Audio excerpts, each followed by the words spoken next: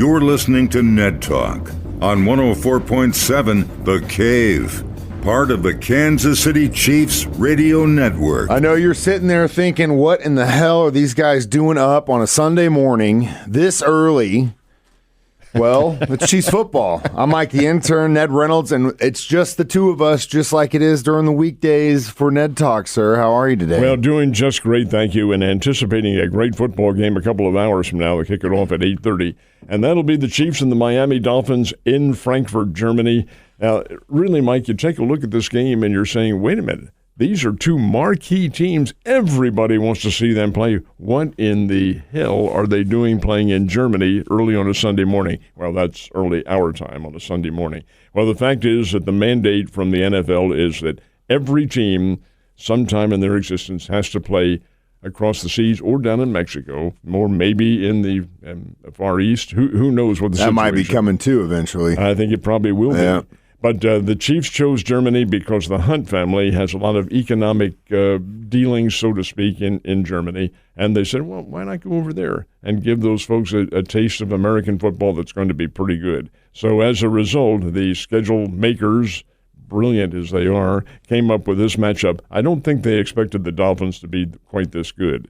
They knew the Chiefs would be, but the Dolphins, hey, they're more than pretty good. They're a terrific football team. So it just so happens that in 2023, that's the matchup, and it'll be in Frankfurt, Germany, and it starts today. You know, I've been watching a lot of the forums that I follow, and they have been boosting the Chiefs over there for a while. For example, if you drive into a McDonald's, they'll have the Chiefs logo and all this stuff. So you know that the seeds have been planted for months that this is happening. Now, have you seen what they've done over there?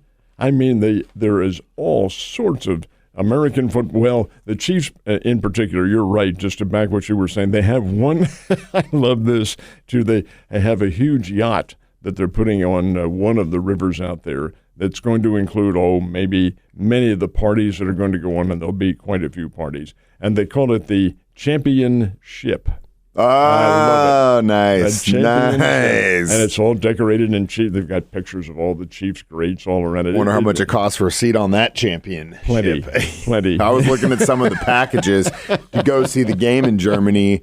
I mean, I've never been, and I would love to go, but yeah, they are. It's basically, you want to go to the Super Bowl this year, or you want to go to Germany and watch a game. They're comparable as far as the amount of money. You know what, Mike? I'd agree with you. Yeah. I would almost take Germany over that. Oh, hell yeah! All day. Vegas is great and it's awesome, but yeah, if I had a choice between going to Germany for a week to watch the Chiefs play there, or watch, hopefully, the Chiefs play in Las Vegas later on down into next year, I would definitely pick Germany. Now, I actually looked into this because I was like, Germany, especially when it comes to soccer, have really good representation in the World Cup. The Germans are really good in soccer, or as they call over there, football. So why in the hell do they give a hell about American football? Well, I guess since really the army bases on the west side had been there, because the whole East-West thing for a long time before the wall came down. On the west side, they actually started playing in Germany leagues like in the mid to late 70s.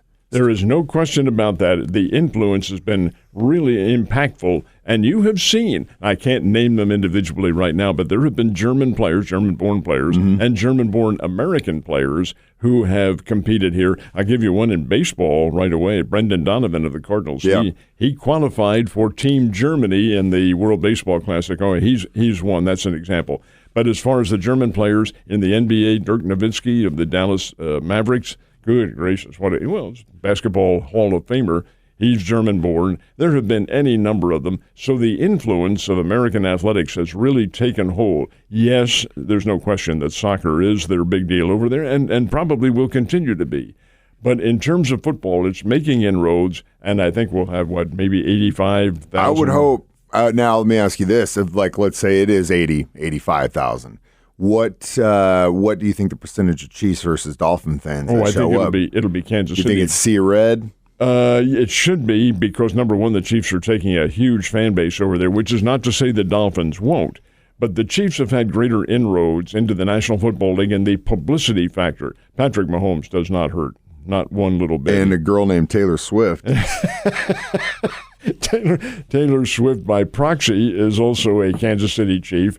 And, of course, you all know about Travis Kelce and things like that. But the fact of the matter is that the Chiefs are known worldwide and have been. They've first team to play in the Super Bowl against the Packers. They've had a great legacy. Yes, there was a down period, but in recent years, really since 1990, when they had some of the marquee players, the Chiefs were pretty much a focal point of the European audience and the Mexican audience as well. They like them, although in Mexico it is the Dallas Cowboys a little bit more because of the geographic perspective. Raiders, there are some, Arizona, as far as that goes, but there is some pretty heavy Chiefs representation in Mexico, which I love. They don't, because there's no Spanish word for chief. The closest they can do is like boss. So Los Jefes, Chifos. de Kansas City is my favorite thing in the world. And so if you ever see me say Los Jefes, that's why. But I do think though that you will see a predominantly Chiefs-oriented crowd for this game coming up in a couple of hours, and they're going to be very vocal. They know exactly what's going to go on. It's not the first time that they've seen American football over there. In fact, some American colleges, lower level NAIA schools, have played football over in Germany. So, yeah, the sport's getting on. Furthermore, look back into the early part of the 2000s when they had the NFL Europe. Excuse me, and Frankfurt was one of the top teams in NFL Europe. My friend Larry Nemmers has told me that whenever they'd go over there and he'd help officiate those games in teaching officials what to do, the crowd reactions were enormous. And in Frankfurt, Germany, as a matter of fact, one of their all-time great players on the Frankfurt team in NFL Europe was Derek Clark from Evangel here in town, and Denver Broncos, of course. But those guys really made a name for themselves playing for those European teams, and that affected quite a few of the individuals who are now older and able to absorb what's going on. Yeah, I think it'll be a big deal. I think they're going to show up and turn out. It'll be interesting to see what the turnout is here in the United States, because it's an 8:30 kickoff, and also the only way you're going to be able to catch this game is either listening to it here, or you have to be a subscriber for the NFL Network. You know what? I must admit, I don't know where it is. Other than that, the other option you have is, as soon as Ned and I get done, we're going to Coyotes and we're drinking Bloody Marys all morning. So there's nothing wrong with that. Come see us at Coyotes and drink with us. I'll tell you what, Mike, I'm going to make a prediction here for what it's worth, and my predictions aren't very good, so this is not worth all that, but I bet that this Sunday game will be the top rating producer. Oh, outside of the country one? Hell yeah. And also, I guarantee you, if someone could figure this out, it would probably be one of the most illegally streamed games as well. So I hate to use that term illegally. Well, see, that's what we're getting back into. I mean, now with all these, because that's how this all started, the streaming subscriptions and stuff, because everyone started to pirate. No one wanted to pay for cable. It was over so much money, all this stuff. So then they started piecing it out.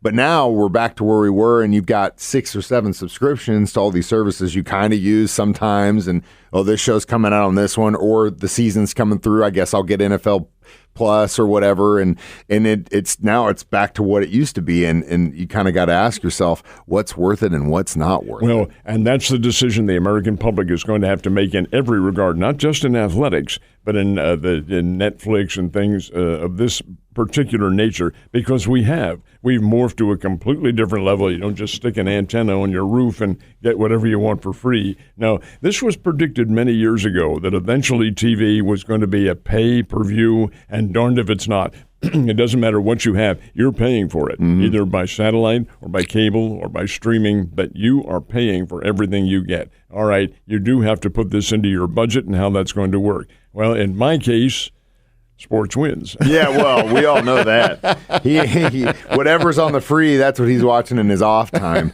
It's going to be interesting to see. Obviously, I agree with you. I think the Sea Red's going to turn out for this.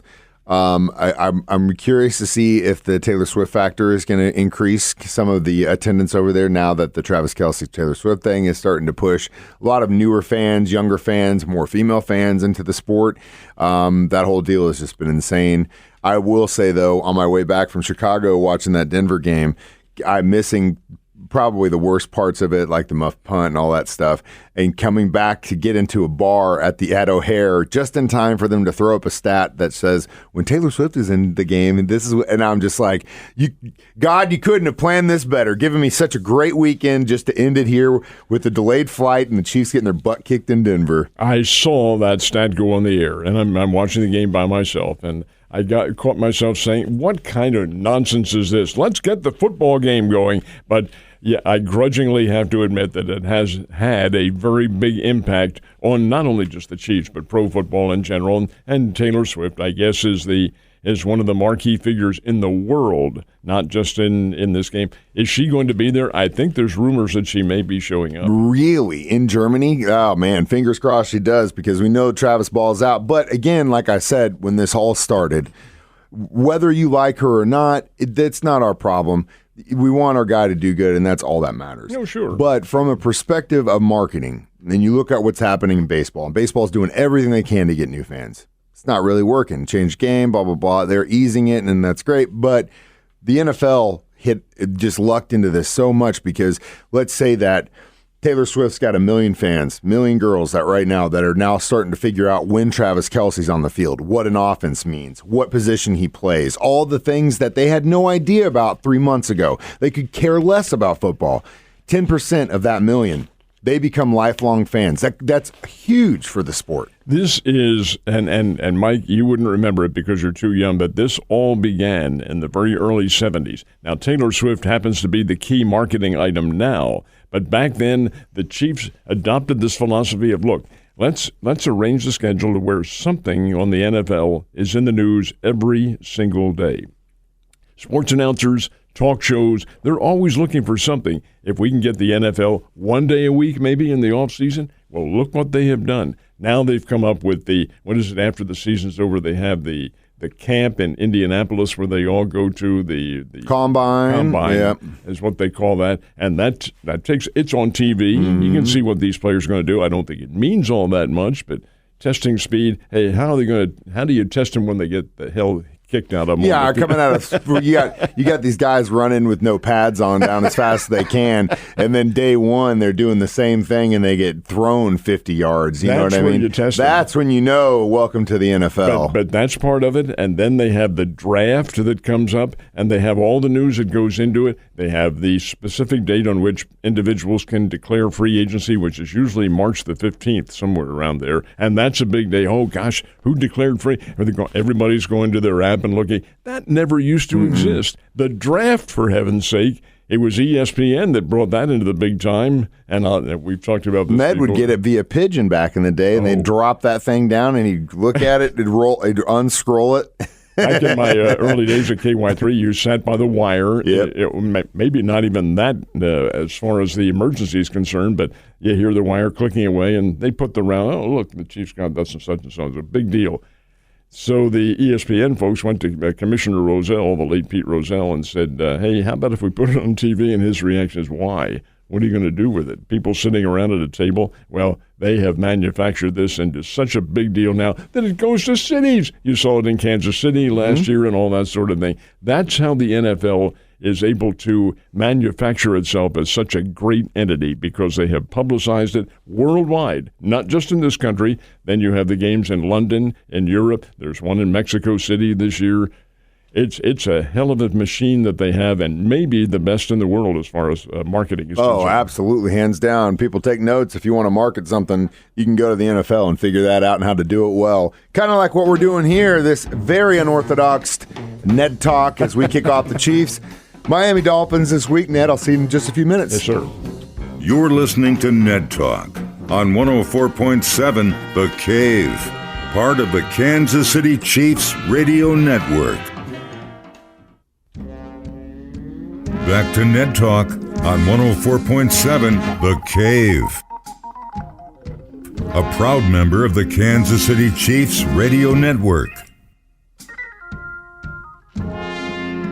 Ned Reynolds, Mike the intern, back in the studio on a very unorthodox Ned Talk. It's bright and early Sunday morning. At least it's not 20 degrees like it was in the middle of the week. What in the hell does Ned do when it's 20 degrees outside? Bundle up and stay warm, or try to. Anyway. He usually comes in the studio and I have to hold him there and wrap scarves around him, and we got some blankets set up for him. But today, that is not the case. The Kansas City Chiefs are in Germany, which I'm actually kind of curious to see what the weather is like in Germany. But they play these in the same stadiums they play the football games in. Is that right? Soccer stadiums, yes. And this is a huge stadium in Frankfurt that they're playing in. Interestingly enough, it's not the first time that football's been played there. Back in the early part of the 2000s, they had the NFL Europe teams that were around, and Frankfurt had a team in that. As a matter of fact, a very popular team. One that included a Springfield player, Derek Clark, out of Evangel. He was a big star over in Frankfurt. But that was the kind of the minor leagues, the AAA, getting players and officials ready to go into the NFL. But now it's an NFL game, an interesting game, because if it was being played in the United States, it would be a hallmark game on TV. And it probably will be probably the Sunday night game, to be honest with you. It may have been, yeah, Chiefs in Miami, but that's the way the formula works out, and the Miami Dolphins were the team that the formula put in to play the Kansas City Chiefs. Every team, folks, has to play. They're mandated to play one game ever in their franchise history away from the United States. And while the Chiefs have been outside the USA before, it's the marquee teams that really are fingered for all of this. Going to Frankfurt, Germany, a reason why the Chiefs were chosen was, and we mentioned earlier segment, is the Hunt family has some business economic circumstances in Frankfurt. What they are, we aren't destined to know. But indeed, it was a good move for the Chiefs organization in sending the officials over there. So that's why they're playing, and this is going to be a heck of a game, folks. I think so. High 50s is the weather, but again, that should be a lot better than what they faced against the Broncos in Denver. Earlier this week, we mentioned that the Raiders fired Josh McDaniels, which, in my opinion, was about a year too late, but they couldn't really fire him because they were already paying Gruden off, and now they got to pay him off. I don't. You know what's funny is when I was in Chicago, I ran into a guy who was working the door at a club, and I obviously was wearing Chiefs stuff while I was there. And he stopped me and he goes, "Go Raiders!" And I was like, "Oh man!" And so I wanted to bring this up because it's interesting to me. Guys my age and younger, our main hatred in the AFC West is the Denver Broncos, because when we were kids, it was Elway, then it was Peyton, and they were dominating us for years and years and years and years. And then, obviously, we got Coach Andy Reid, flipped the script. It is what it is. Guys that are like my dad's age and older, their hatred of the Raiders is bar none, because they were the dogs in the 70s when they were kids. Well, and I'm one of them. I'm one of those older ones who dates back to the day, the games, the Chiefs-Raiders games that were absolute wars, folks. We used to go up. My first year at KY3 was 1967, and because the Chiefs games were almost solely on KY3 back then, that was our focal point. And they trained at Liberty at William Jewell, which was, oh my goodness, a beautiful layout. Mr. Toma, who takes care of the field, he took care of that one too at William Jewell. I remember we got up there one day for a practice session and set up our cameras, and we were on the field, not literally on the playing field, but on the sidelines. And he came over, "Get those cameras out of here. You're digging holes in the turf."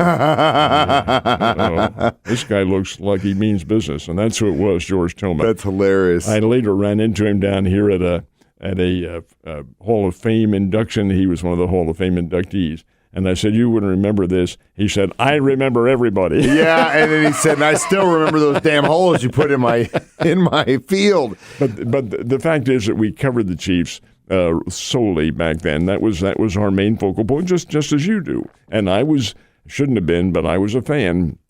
And I do remember so very well the Chiefs-Raiders games. I remember specifically the one they're playing for a playoff spot in Kansas City. And Lenny Dawson goes back late in the game. Lenny Dawson goes back to throw. Doesn't find any receivers free, so he runs for the sidelines, out of bounds. Big Ben Davidson leveled him with a forearm shot, and that was all that was needed. Here comes Otis Taylor up. He takes his helmet off and swings at the guy. I mean, it was a big-time brawl. big time, massive brawl. TV covered it beautifully. Fans are yelling and screaming and so forth. And what did they do? Nothing. The officials penalized both teams for unsportsmanlike conduct, and it's just like there was no play. I said, this is unfair. They're the ones who started this. You really were a Chiefs fan there for a little bit. By the way you described that, that's how we all are, Ned. We got plenty of stuff left to talk about in Ned Talk. We continue that next on 104.7 The Cave. You're listening to Ned Talk on 104.7 The Cave, part of the Kansas City Chiefs Radio Network. Back to Ned Talk on 104.7 The Cave. A proud member of the Kansas City Chiefs Radio Network. Ned Reynolds, Mike the intern, back in the studio for another conversation on this very unorthodox early morning Ned Talk. I think the funny thing is that we do this every day of the week, and we just had to do it 6 days this week. You know what I mean? So I wanted to bring up, a lot has been said about Coach Andy Reid and his record after the bye. As early as January of this year, his record, including the regular season wins post-bye week, 27-4. That's insane. I wanted to know what his record was going into the bye week. Obviously, I can't find that, and I'm not smart enough to figure out that math. But right now, looking at the schedule, these 3 weeks together, week 9, and then our bye week, and then week 11 against the Eagles are probably going to be the toughest games for us. I don't think there's any question about it. The schedule is actually just reversed from what it was last year, but when the Chiefs had the difficult portion early in the season, and they were able to get through that. And then I'm not going to say they coasted. You don't coast in the NFL. But they were had a bit of an easier challenge in that second half, easier in terms of the strength of the opponents. Well, this year it's reversed because you have your tough hombres coming up now, starting with the Miami Dolphins today and then the Philadelphia Eagles after a bye week. Philadelphia's tough. Are they a high-scoring team? No, they're a grinded-out team, and they're the kind of team that can give Kansas City an awful lot of trouble. Then you have the Buffalo Bills. You've got the Cincinnati Bengals. Yes, you do have a team disheveled is what we need to call the Las Vegas Raiders because they are in all sorts of disarray out there. And again, you have a rematch with the Chargers in Los Angeles. So there's a long way to go in this second half. And it's very interesting because the Chiefs really do need to get well. And therein may lie some of the problem right there. Willie Gay, I think he is very questionable for Sunday's game if he can play. He has a tailbone injury.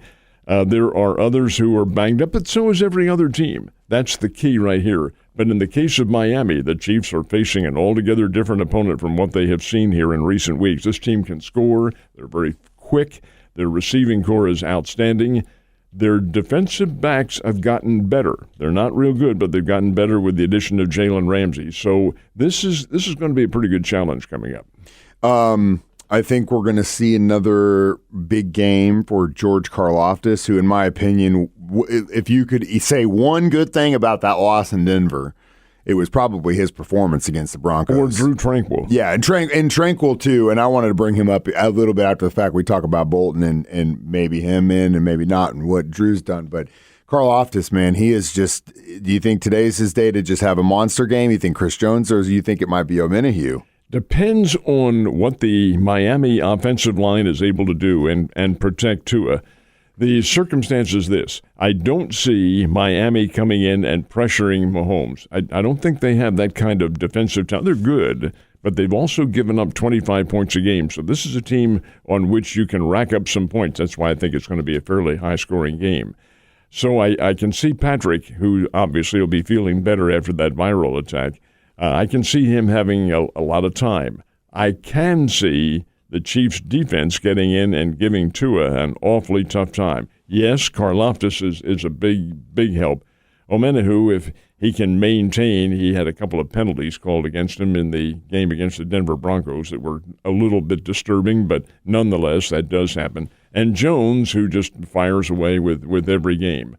But everybody knows about them. That's just it. Can you create defenses that will guard against any kind of problem like that, or I should say offensive blocking and so forth, blocking techniques. Guys are pros. Come on, they know what's going on. So I think it's interesting, but when you take a look at the paper and the numbers on here, I can see Kansas City flushing Tagovailoa out of his pocket and making him run. And he's a pretty good scrambler, but the fact is I can see Kansas City taking Miami out of its rhythm. Something that the Broncos were kind of able to do against the Chiefs was run the ball a little bit. And that's what Miami does. Yeah. Miami has they average 153 yards on the ground per game. Now, they haven't played anybody like the Chiefs. Chiefs' defense is really a whole lot better, maybe among the best in the NFL. But Miami hasn't played anybody like that. Can they do that on the ground? I question. Can they do it through the air? Probably, because their receiving core is pretty doggone good. You get Tyreek and Waddle out there, and these guys are real quick. The Kansas City defensive backfield had better be ready for a significant challenge in this one. The Dolphins went over to Germany on, Tuesday? And then the Chiefs went over on Thursday. And obviously reporters are asking Coach Andy Reid about it and saying, hey, is this something to be, why do you do this? And he goes, well, at this point, I think this is our fourth or fifth overseas game with Coach Andy Reid at this point. They've been to Mexico and they've been across the ocean. I think it's 2 times. I'm not positive. Something like that. But he knows. He feels like this is the better way to do it versus what the Dolphins are doing. What do you think? What do you think? You want to be there earlier to get the jet lag out of your system, maybe get used to the facilities, or do you stay at home, do what you know until the point you got to go and go ready? If it were I who was doing the coaching here, I would do what the Dolphins did. That would be there as early as possible. Get there, get accustomed to the circumstances, have the guys enjoy some of Frankfurt. My goodness, this is a wonderful community and a very wealthy one. I think you just said something that Coach Andy Reid does not want. Is he doesn't want them to go over there, enjoy Germany, and enjoy all the beers and the sausages and the women and all that stuff. He wants focus, and that's why he's getting them there with just enough time to focus. My middle name is Rathskeller. I want those Rathskellers, which are all over the place there. And the Rathskeller, of course, is the beer halls and things like that. Hey, but it's part of the culture. And that's why you're going over there. Yeah, you're going over there to win a football game and a very important one. But hey, it's a treat to go to Germany, London, Mexico City, wherever you happen to end up. And I just think denying that. But then again, each coach, Andy's a very bright coach, and who am I to question what they do? But more than anything else, it's giving them the time to acclimate to the time difference. I think it's a 9-hour difference, if I'm not mistaken. And that in and of itself can be a problem when you're physically ready for another circumstance in this country, maybe an hour or 2 difference. Well, this is 9 hours difference, and your bodily clock is a whole lot different. But they know what they're doing. We can only speculate. I really think it comes back down to focus, and Coach Andy Reid is so big on getting all the distractions out of there and being able to focus. I think that's why he keeps them. But he also has his systems, and that's what works. And Mike, keep in mind the game last week. Andy Reid has taken full blame for that loss because he said the team wasn't ready, and I agree with him, and I admire him for taking the blame for it because they were not ready. They were not focused on that game. They went out there thinking about Frankfurt, and here you got the Denver Broncos. Well, we beat them 16 times in a row. Come on. Well, it isn't that easy. And in the NFL, just as Andy Reid said, when you give a team in the NFL even less than an inch of favoritism, so to speak, and what you've done, like AKA turnovers, they're going to take 2 miles from you because these are pro athletes. Yeah, you can't mess around. Can't.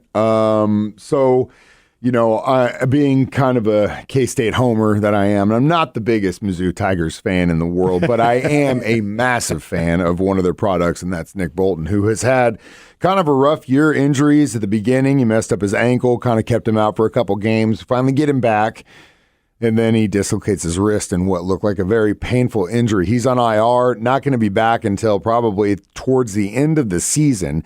Enter probably one of the luckiest moves we had in the offseason, getting Drew Tranquil from the Chargers, and he has stepped up big time. Tranquil is a very fine player, and when the Chargers got him from Notre Dame, they got a big timer. When you play for Notre Dame, you may not have a national championship picture every year, but you're playing for one of the most tradition-oriented and one of the most focused programs going. And Tranquil played for them and was indeed focused on exactly what his position is, which of course is linebacker, and he can play it and play it very well. He's a good player, and he's made a big difference. I don't think that, in all honesty, Bolton will be back maybe at the end of the playoffs and the Super Bowl if the Chiefs are able to get there. He might be able to play in that. He was hurt. He was hurt badly, and you could see it. I mean, you got a tough linebacker here, and he's weeping and screaming down there. Dislocated wrist. I don't even want to know what that feels like. It hurts. Come on. And you have a surgical repair. Well, it's going to take a while because of all the considerable, from a tissue standpoint, it is so much a flexible part of the body that it takes time to get back and get that reconditioned again. So I would be surprised if he's back any more than maybe the latter part of the playoffs. There was talk before everyone found out that he had dislocated it and they were going to have to do the surgery, that he could possibly go out there with a cast or a club on, right? Well, you can, but it has to pass the NFL. That was my question. The rules, yeah. It's got to be a soft cast, number one, and I'm not sure that injury will. It ain't going to be a soft cast. No. That's unfortunate because he has definitely stepped up. But again, back to Drew, you got to give it up to him because that position is the quarterback for the defense. And he has, for the most part, other than the previous game in Denver, which still they held him to 16 points versus what, Miami, for example, held him to 20. But the thing that scares me the most going into this game is that the Dolphins were able to score 70 on the Broncos while we were only able to score 9. I think that's a bit misleading. Yes, they did score 70, but I think the Broncos cashed it in out on the field, and that's one of the major focal points of criticism about Sean Payton and his team. They quit. They quit out of the field and allowed Miami to do all of those things, but Miami did them. That's the answer. 70 points on a team like that. Well, Denver was not together then. I do perceive them as being their pride being wounded, and I think they've come together now. So while Miami did, and that's a little misleading too because their 33-point-a-game average, a lot of that's based on that 70 points a game. They don't score 33 every time out. They had 32 against the New England Patriots. The team can score, but I think that's a little bit inflated because of the 70-point game that they had. Nonetheless, it's a very dangerous team and a team that can strike like lightning bolts. This has me concerned a little bit. Going into this game, the spread, Chiefs -2.5, underdog spread odds -110. It's pretty close. It is, and that's basically a pick-em game. You pick a winner. Yep. They had 2.5 points. They throw in that hybrid half in there so to make sure that somebody's going to win this thing in the bets. Why don't they do that in all the games? Well, a lot of it depends on the money that comes in on these contests. Philadelphia, for instance, last week was a 7-point favorite over the Washington Commanders. They won by 7. Yep. Well, and that's something else I wanted to bring up because going into that Denver game, obviously we all found out that Patrick Mahomes had been dealing with flu symptoms. They were giving him IVs, and he looked like a guy that was trying to do his best while suffering for the flu. You get to that brain fog; it's hard to think. You're dealing, and then on top of the fact that he's trying to play a professional game at the highest level, so I could barely come in here and talk into a microphone if I'm feeling that way, let alone what he was trying to do, but. You go into that, and it reminded me of what happened with another team in the NFL who did not disclose an illness with one of their players. And when their coach got called up on it and said, hey, aren't you supposed to say anything? He's like, why would I tell the team what we're dealing with to help lose a game? My concern is about winning football games, not your fantasy team and or bets. But then everyone else is like, hey, wait a minute, buddy. You kind of got to be on the up and up. Your thoughts on his position versus everyone else's position saying that you got to disclose this stuff? Well, you do. The rule is that you have to disclose injuries and things of that nature. I'm not sure that illnesses falls into that category because they can happen in a snap of the fingers. And the excuse can always say, well, he came down with it overnight. I'll disclose it prior to the kickoff when a team can't make any adjustments or isn't really physically able to. So from that standpoint, but injuries, yes, it is a rule that you have to disclose, and usually several days. Kansas City's injury disclosures will be coming up, and were prior to this game. But the fact of the matter remains, there are ways around that, and I'm not interested in your fantasy team. and it's, to me, I get where he's coming from, and really it does. I mean, if the rules don't stay, don't do it. I'm not going to show my hand to anyone. Oh no! Why would you? But again, when it comes to the physical status of these players, that's a different story. Illness, though, I don't think falls into that category, although Patrick Mahomes, prior to the Denver game, 24 hours prior to it, I think the disclosure came that he did have flu-like symptoms.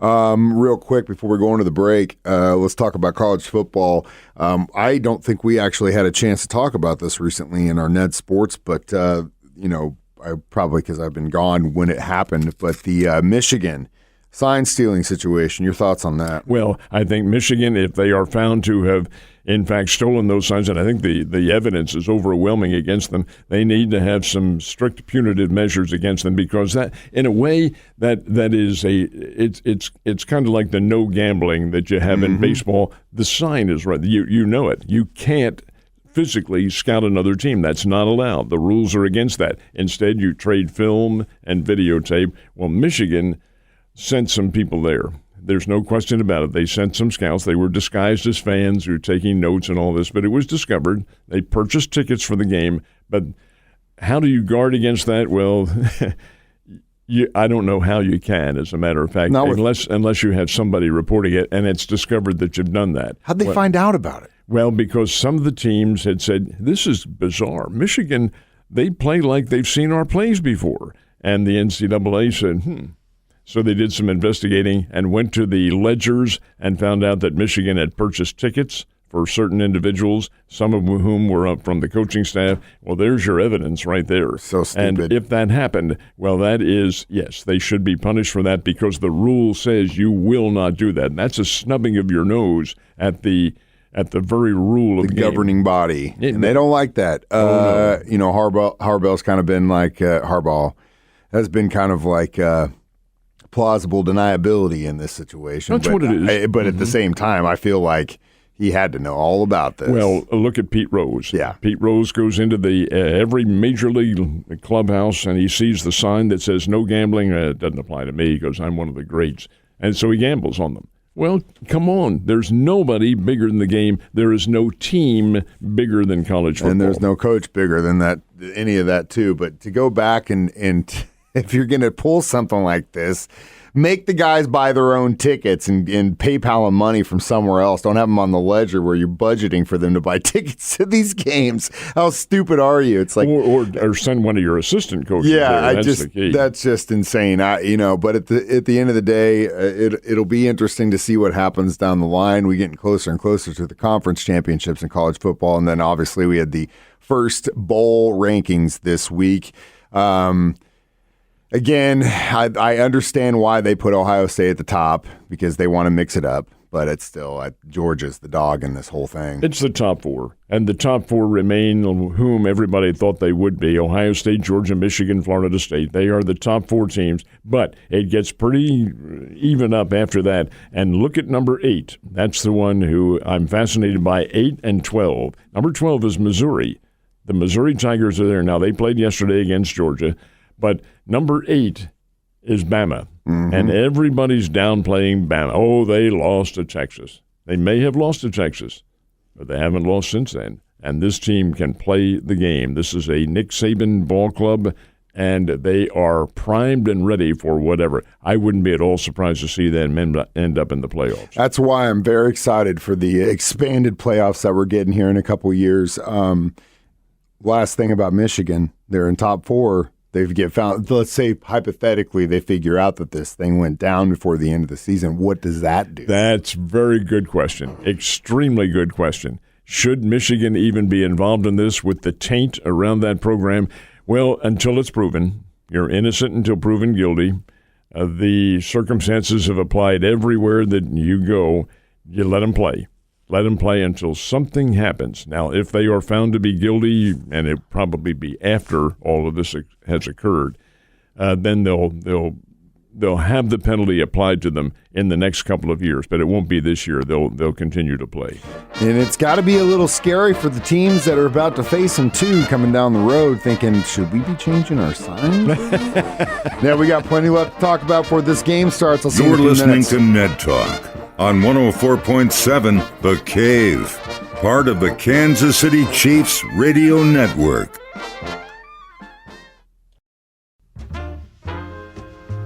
Back to Ned Talk on 104.7 The Cave,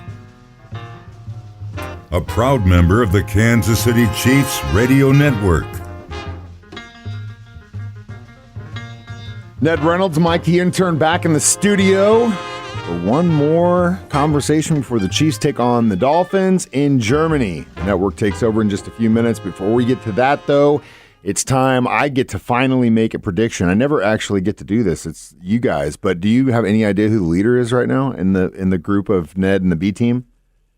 I have predicted all Chiefs victories so far, so that would leave me 2 losses here to talk about. And last week's game, I've got to admit to you, Mike, was a big surprise. Mm-hmm. Now, your thoughts on what you saw last week against the Broncos? I mean, it was what I was scared that was going to happen. They wouldn't be looking at the Broncos. They'd be looking towards the Miami Dolphins. And then everyone was just in their heads about the whole process of going to Germany, the film, and the thing is, I think Coach Reed does such a great job of teaching these guys to just focus. What's in front of you, focus on that thing. Everything else is out. Focus, focus, focus. But for a guy who does that, it's human nature to be like, oh man, the last time we saw these guys, it was just they were dead in the water. But to that end, I think Coach Reed needs to be commended because he took the full blame himself. He said, don't blame these players. It's my fault for not getting them ready to play. So he recognized that as well, and I thought it was obvious. Now, Mahomes, you can understand. He was ill with the virus, and he's a gamer. He gets out there. He knows he's the leader on the team. He knows he has to be out there, and he was, although he was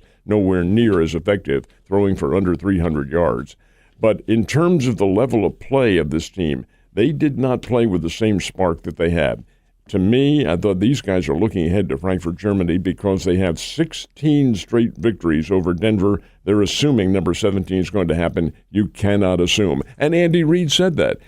He said, this is the National Football League. You don't give the team even a fraction of an inch because they're going to exploit that all the way. That's the level of talent. We've talked about that. That's why they get into the statement now on any given Sunday. That can happen. These are pro athletes. Well, it did happen. 24-9, the Chiefs fell. Shouldn't have. How costly a victory remains to be seen. But I do think Kansas City will be ready to play today when they take on the Dolphins. I agree. I'll tell you one thing. It was nice for the last few years. You didn't see a whole lot of people wearing Bronco stuff. It was just slowly but surely they were not putting their Bronco stuff on. But I swear to God, I'm out trick-or-treating with my kids.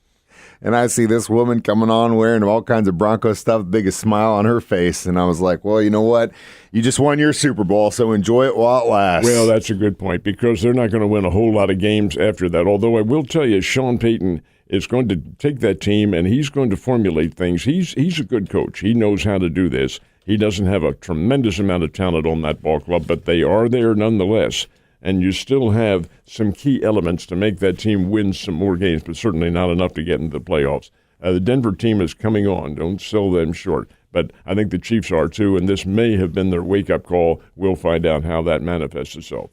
Chiefs favored by 2.5, really, which makes it a pick 'em. They're the home team in this scenario, so that's probably why.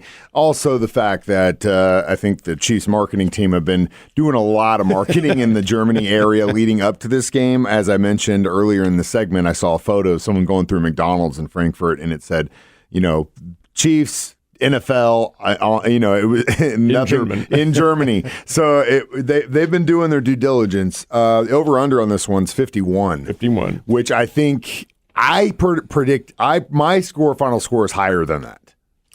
Mine is in the higher realm, and it's higher than that too. I think you're going to see a game where the ball's in the air quite a bit. Yep. Tua has thrown for over 2,400 yards this year, and that's very good. And you know what Mahomes can do. In Tua's case, however, 18 touchdowns through the air. That's interesting, Mike, because I don't think he has seen, in fact, I know he hasn't seen the defensive pressure that Kansas City is going to bring to the fore here in this one. And the fans will see it too. Kansas City thrives on being disruptive. That doesn't necessarily mean they're going to get a whole lot of sacks, but they will disrupt whatever goes on. You get Chris Jones in there, and you get Karlaftis in there, and Omenahu in there.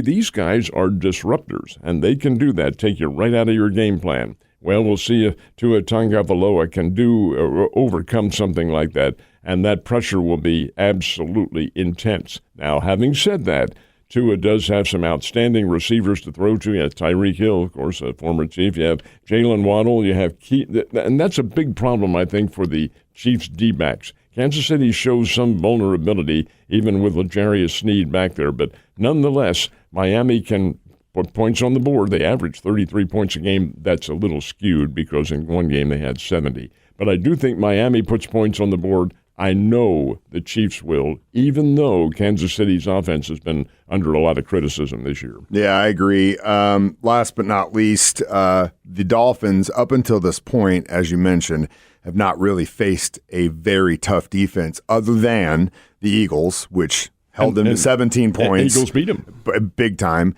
And the Bills also held them to 20 points. And the Bills, they're not really the greatest defense, but they do have some really good dogs in their D-backs. And so, yeah, the Dolphins' offense can be explosive, but if there is a good defense against them, you can see where they're shutting them down. And Buffalo is very interesting, too, because, Mike, they haven't had a great year, but Buffalo has a very good football team. They're kind of like the Chiefs in a way. They've got to get up for every single game, and they can't afford any letdown, and they've had some letdowns this year. Yeah, but in the Bills' case, I believe that it's the receivers that make Josh Allen good versus the Chiefs where Patrick Mahomes makes the receivers good. I won't argue that. And it's really showing this year because – if Diggs is taken out and he can't get to Kincaid, Allen's not really doing a whole lot. But Diggs, in my opinion, is arguably the best, if not one of the best receivers in the league. You throw within 5 yards of that guy, I don't care if he's double teamed, 9 times out of 10 he's catching that ball. Anyone can throw it to him. So we'll see. And I talk a lot of trash, but there's still a lot of season left. My prediction going into this game, Chiefs 31, Dolphins 28. I'm going to go higher than that. Ooh, I thought I was giving a little bit too much on that one. I'm going to predict the Chiefs to win this one 41-31 over Miami. I think you'll see a lot of scoring. I think you'll see a lot of up and down on the field at Frankfurt, Germany, and I think you'll find a very interesting and entertaining football game. I'm just sorry, and this is a personal thing, sorry to have it not in this country, number one, and number two, in this early in the morning, because it's going to probably cost them a few fans, but we'll see. We'll see what happens. I don't like getting drunk this early in the day, but you know what? Someone's got to do it. We're headed to Coyotes for a Bloody Mary bar. Again, get there by 8 o'clock. First 100 people are getting a bingo card and a chance to win some really cool prizes from Fast Break Sports, Coyotes, and, of course, The Cave. Your broadcast with the Kansas City Chiefs is coming up. Ned, thank you so much for your time and getting up early this morning. Let's go make some Bloody Marys, sir. You're on, man. You're listening to Ned Talk on 104.7 The Cave, part of the Kansas City Chiefs Radio Network.